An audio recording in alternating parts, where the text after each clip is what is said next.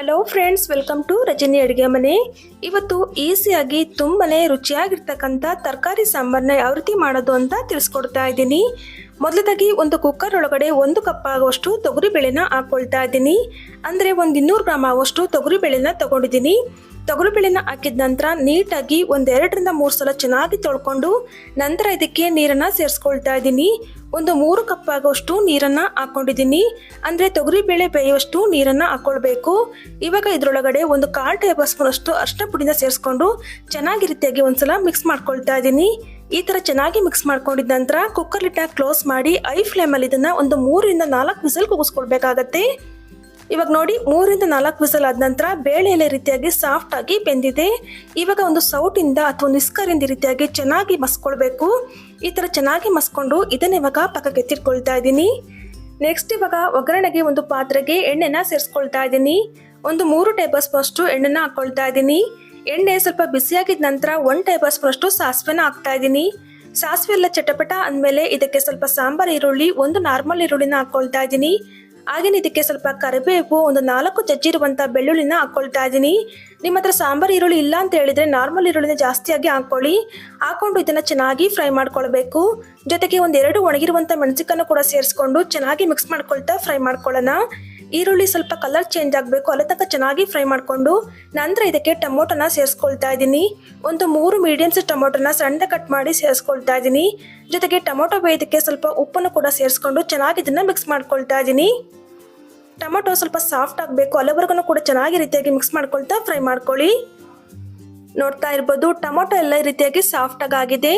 ಈ ಥರ ಟೊಮೊಟೊ ಎಲ್ಲ ಸಾಫ್ಟ್ ಆಗಿದ ನಂತರ ಇದಕ್ಕೆ ಸ್ವಲ್ಪ ತರಕಾರಿಗಳನ್ನ ಕಟ್ ಮಾಡಿ ಸೇರಿಸ್ತಾ ಇದ್ದೀನಿ. ನಾನಿಲ್ಲಿ ಬದನೆಕಾಯಿ, ಆಲೂಗೆಡ್ಡೆ, ಕ್ಯಾರೆಟ್ ಮತ್ತು ನುಗ್ಗೆಕಾಯಿನ ಹಾಕ್ಕೊಳ್ತಾ ಇದ್ದೀನಿ. ಬೇಕಾದರೆ ನೀವು ಇದ್ರ ಜೊತೆಗೆ ಬೇರೆ ಬೇರೆ ತರಕಾರಿಗಳನ್ನು ಕೂಡ ಸೇರಿಸ್ಕೊಳ್ಬೋದು.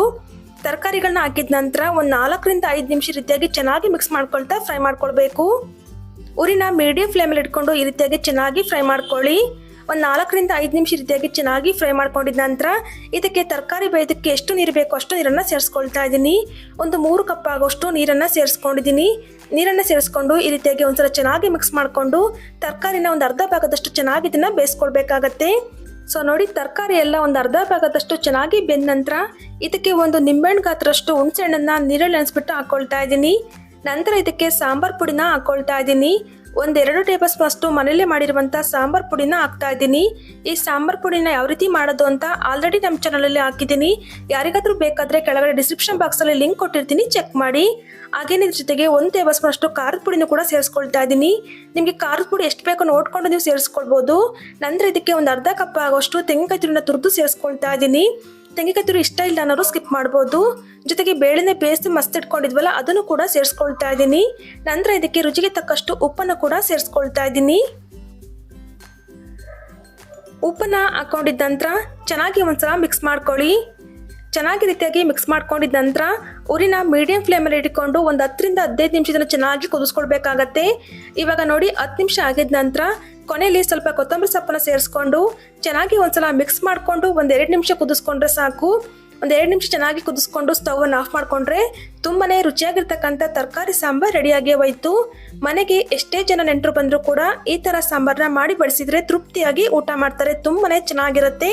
ಬಿಸಿ ಬಿಸಿ ಅನ್ನೋ ಜೊತೆಗೆ ಸ್ವಲ್ಪ ತುಪ್ಪ ಹಾಕೊಂಡು ಉಪ್ಪಿನಕಾಯಿ ಜೊತೆಗೆ ತಿಂತಾ ಇದ್ರೆ ಎಷ್ಟು ತಿಂತಾ ಇದೀವಿ ಅಂತ ಲೆಕ್ಕನೇ ಇರೋದಿಲ್ಲ. ತುಂಬಾನೇ ರುಚಿಯಾಗಿರುತ್ತೆ. ಖಂಡಿತ ನೀವು ಕೂಡ ಈ ವಿಧಾನದಲ್ಲಿ ಒಂದ್ಸಲ ಟ್ರೈ ಮಾಡಿ ನೋಡಿ. ಟ್ರೈ ಮಾಡಿದ ನಂತರ ಯಾವ ರೀತಿ ಬಂತಂತನೂ ಕೂಡ ಕಮೆಂಟ್ ಮೂಲಕ ತಿಳಿಸ್ಬೋದು. ಸೊ ನೋಡಿದ್ರೆ ಫ್ರೆಂಡ್ಸ್, ಇವತ್ತಿನ ಸಿಂಪಲ್ ಆಗಿರ್ತಕ್ಕಂಥ ಈ ಸಾಂಬಾರ್ ರೆಸಿಪಿ ನಿಮ್ಗೆ ಇಷ್ಟ ಆಯಿತು ಅಂದರೆ ವಿಡಿಯೋಗೊಂದು ಲೈಕ್ ಮಾಡಿ, ಹಾಗೆ ಫ್ರೆಂಡ್ಸ್ ಫ್ಯಾಮಿಲಿ ಕೂಡ ಶೇರ್ ಮಾಡಿ. ಮತ್ತಷ್ಟು ಇದೇ ಥರ ಸಿಂಪಲ್ ಆ್ಯಂಡ್ ಕ್ವಿಕ್ ರೆಸಿಪಿಗಾಗಿ ದಯವಿಟ್ಟು ರಜನಿ ಅಡುಗೆ ಮನೆ ಚಾನಲ್ನ ಸಬ್ಸ್ಕ್ರೈಬ್ ಮಾಡಿಕೊಂಡು ಸಪೋರ್ಟ್ ಮಾಡಿ. Thank you for watching.